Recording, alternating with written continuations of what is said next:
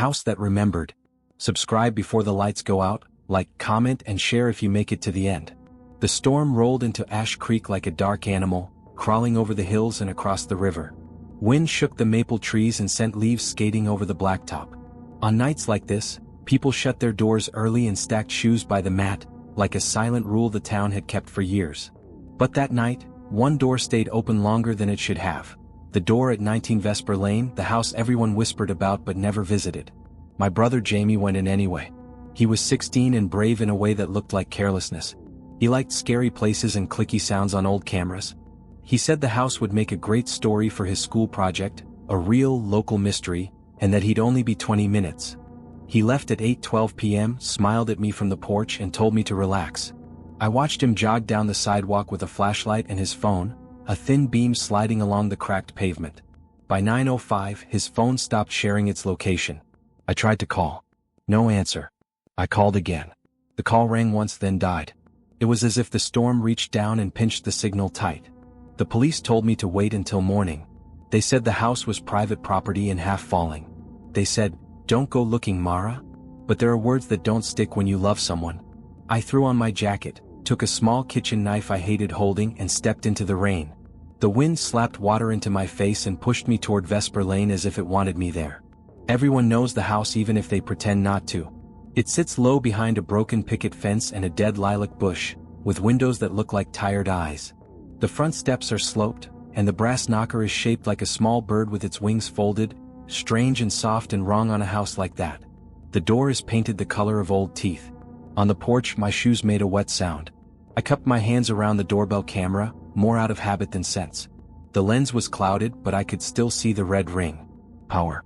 That was odd. The house had no electricity. Everyone said so. I pressed the bell. Somewhere inside, something chimed, soft like a music box underwater. I turned the knob. The door side open. The air inside smelled like wet books and old soap. My flashlight showed dust in the hallway, tiny glittering pieces that floated and spun. Every frame on the wall was crooked, like someone had brushed them with a large hand.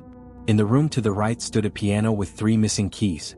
A thin white thread was tied around the middle C, leading into the dark like a trail. Jamie? My voice slid along the walls and disappeared. The house swallowed it whole. I followed the thread into the kitchen. There I found a phone on the table, black and cheap, the kind you buy as a spare. It blinked once and went still. Next to it sat a stack of photographs. The first picture was of our porch, taken from the street like someone had waited in the bushes. The next was of Jamie, turning to look at something behind him, his face half lit by the flashlight. The third was of me at the window an hour earlier, my hand on the glass, staring into the rain. I tried to breathe slow. My fingers shook. I picked up the phone and turned it over. There was a sticker on the back, property of Columbia Locksmiths. A number underneath, smudged. I pressed the power button. The lock screen lit up. 9:19 p.m. One new voicemail. It was from Jamie. I hit play. Static rushed in, then his voice quiet and fast. "Don't trust the doorbell," he said. "It's not a doorbell. It watches and it remembers. Mara, if you hear the chime twice, don't." The message cut off. 2 notes rang through the house. Chom, chom. Not from the door. From the piano. I turned, light skidding over the floor, and saw the white thread pulled taut, moving by itself, like someone had grabbed the other end in a room I couldn't see. The front door eased shut behind me with a soft click, the kind that sounds like a mouth closing. I whispered his name again and stepped toward the sound. The red ring on the doorbell camera, outside in the storm, glowed brighter. And the old, powerless house hummed as if it had just remembered my face. The humming grew louder, a low and steady vibration that made the glasses in the kitchen tremble. I clutched my flashlight tighter, sweeping its beam across the walls. The white thread leading from the piano slithered like a thin vein into the hallway. My heart pounded in rhythm with the sound. "Jamie," I whispered again, though I didn't want him to answer now. Something deep inside told me that if he did, his voice wouldn't sound the same. I followed the thread. It led me past an old mirror streaked with water stains. For a second I thought I saw movement, a figure standing right behind me, but when I turned, the hallway was empty. The reflection, though, was still wrong. The mirror showed the kitchen light flickering on and off, even though the power had been cut for years. I stepped closer. The air near the glass felt colder, almost breathing. Then I saw it, faint words etched into the dust on the mirror's surface. "Who unlocked the door?" My stomach dropped.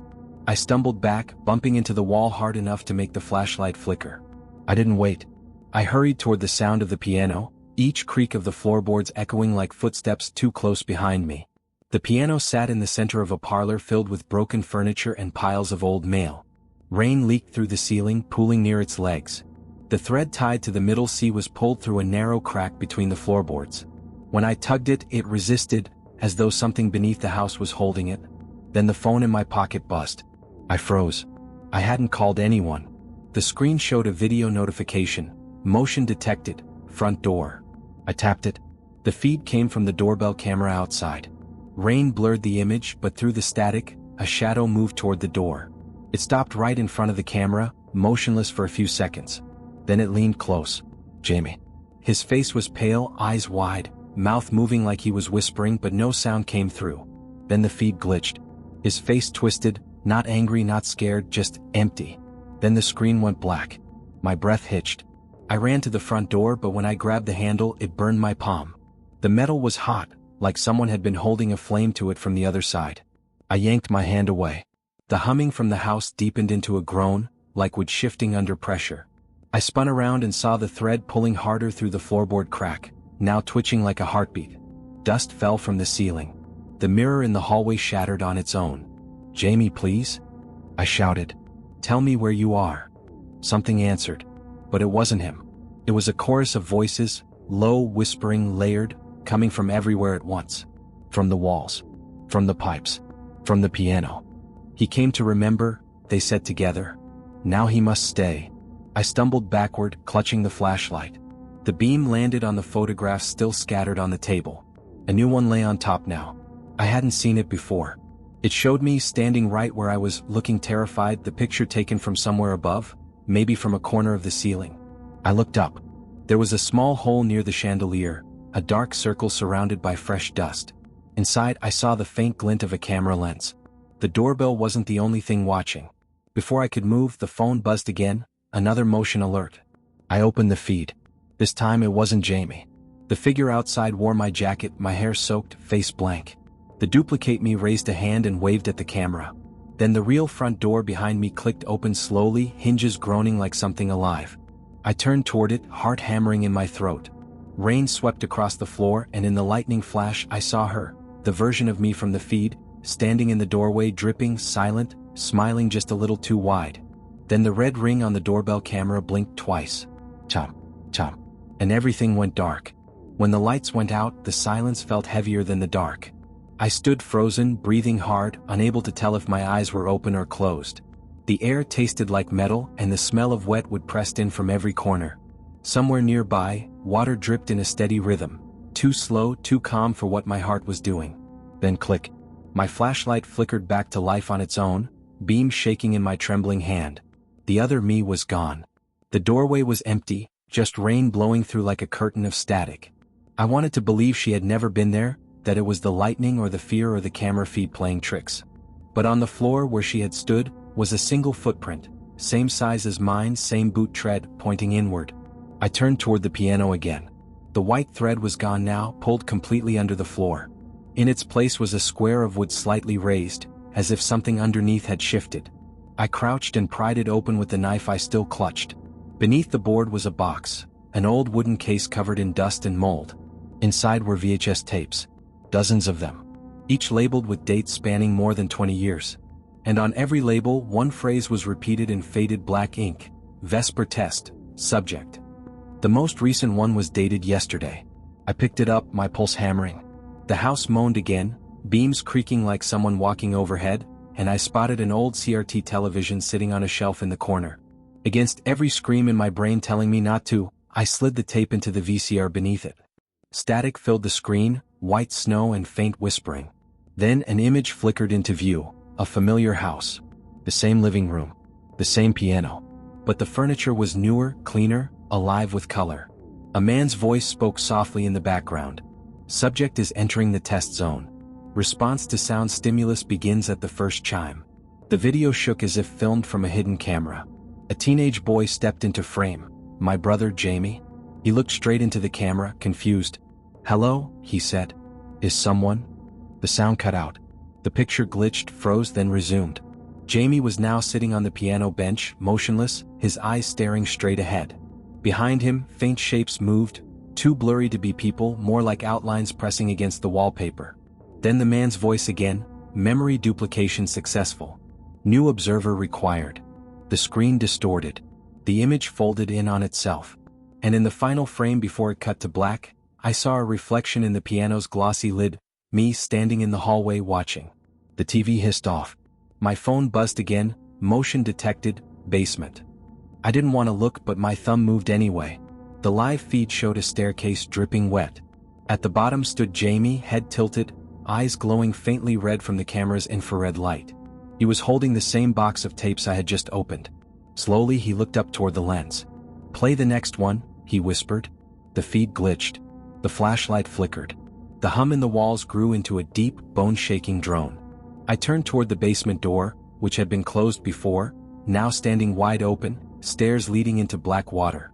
Every instinct screamed to run, but the floorboards beneath my feet vibrated, pushing me forward like the house itself was deciding. I stepped down once, twice. The air grew colder. By the fifth step, the door behind me slammed shut. Down there, in the basement's dim light, hundreds of doorbell cameras lined the walls like blinking eyes, red rings glowing in the dark, recording everything.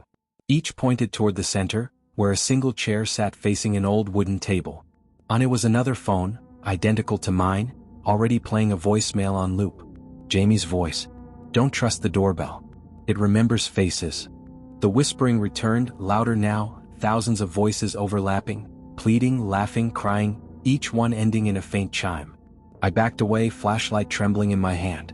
Then all the cameras turned toward me at once. The red lights pulsed together, recording. The phone on the table buzzed and my screen lit up in sync. Motion detected, front door. On the feed, the rain had stopped. The porch light was on. A figure was standing there, soaked and still just like before. But this time it wasn't Jamie. It was me. The reflection smiled and raised its hand. Then, through every speaker in the basement, every old doorbell, every dusty intercom, the same sound echoed, layered and hollow. Chom, chom. The red lights blinked twice. And the last thing I saw before the feed cut out was my reflection reaching for the doorknob from the other side. The house at 19 Vesper Lane was demolished 2 months later. But every stormy night, the new homeowners say their smart doorbell lights up at exactly 9:19 p.m., and records a single frame, a girl staring out through the rain, whispering to be let back in.